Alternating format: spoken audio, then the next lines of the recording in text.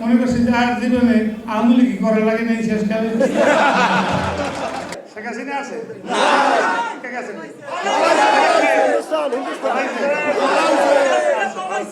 আমাকে নেত্রী বাঁচতে থাকবে। আল্লাহ এই দেখার জন্য তাকে বাঁচাই রাখছে, আল্লাহ তাকে বাঁচাই রাখছে শুধু এই জিনিসটা দেখার জন্য।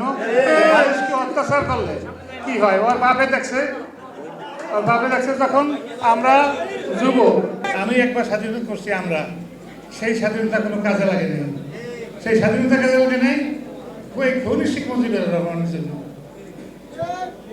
এটা মিথ্যা কথা নাই, সত্য কথা। হাজারো লোককে সে মারছে, তার কোনো ইয়াত্তা নাই। ঠিক তেমনি এই শেখ হাসিনাও কত লোককে মারছে, তার কোনো হিসাব করা যাবে না। তাই আপনাদের কাছে আমার অনুরোধ থাকবে, কোথায় যান যারা বেইমানি করে মানুষের সাথে, আমার সাথে বেইমানি করা একটা কথা না। আমার মনে পড়ে আমি 73 সালে আমি আওয়ামী লীগের বিরোধিতা করি।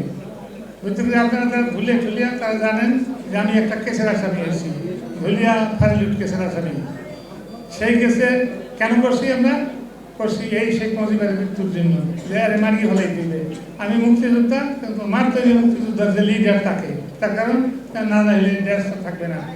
আর আমার সামনে আমি মুক্তিযোদ্ধা, আমার সামনে যদি আমার বোনকে কেউ ধর্ষণ করে, আমার মাকে যদি কেউ ধর্ষণ করে, তাহলে সেটাকে বরদাস্ত করা যায় না। আমি এই অস্ত্র নিতে বাধ্য হয়েছি। ঠিক শেখ মুজিবের মারা গেছে না, আমি যেদিন মারা যাই সেদিন আমি 1 ঘন্টা কথা, আধা ঘন্টার কথা বলতে পারিনি, খুশির চলে যে আল্লাহ তার ব্যবস্থা করছে। ঠিক আবার শেখ হাসিনার ব্যবস্থা ঠিক হয়েছে। একেবারে অত্যাচার কি অত্যাচার। এই 28 তারিখে আমি তখন আমার পাওয়া একটু অসুবিধা, 3 তলায় উঠছি আমি মসজিদে, আমার পোলা টাইনের জন্য উঠেছে, রাস্তায় উঠেছে। কিন্তু মনে করছি যে আর জীবনে আমলি কি করা লাগে নাই শেষকালে। কিন্তু আল্লাহ একটু সব করা সহজ কাম হয়ে যাবে, একবার কাম হয়ে গেছে না। আপনাদের যুদ্ধ করার কিচ্ছু করা লাগে নাই, আমরা স্যালুট জানাই।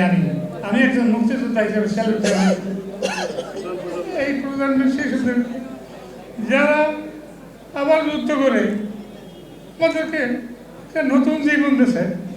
আমরা তাদের রুহুর কামনা করি এবং তাদেরকে যেন আল্লাহ, যারা মৃত্যুবরণ করে তাদেরকে যেন আল্লাহ জান্নাতুল ফিরদাউস নসিব দান করে। আপনারা জানেন এই ছেলেরা, তোমরা আবার ভুল করো না।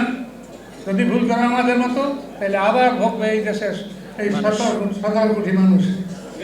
আমরা একাত্র থাকবো, আমরা এক থাকবো, আমরা এক দল থাকতে চাই। আমরা বিভাজন চাই না, তোমরাও বিভাজন করো না। দলের মধ্যে বিভাজন আসলে অন্যরা সুযোগ পাবে। সুতরাং তোমাদের কাছে আমার অনুরোধ থাকবে, আর যারা ভাইরা আছেন, যারা দেশ থেকে আসেন, অনেক কষ্ট করছেন, এর